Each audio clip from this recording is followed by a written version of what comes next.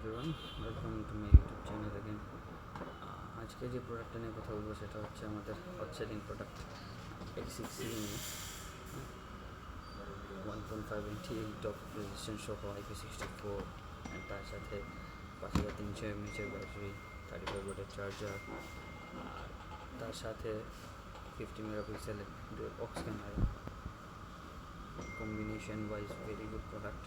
তার সাথে আপনার হেলিও G81 আলট্রা প্রসেসরের সাথে খুবই ভালো একটা প্রোডাক্ট এই মুহূর্তে।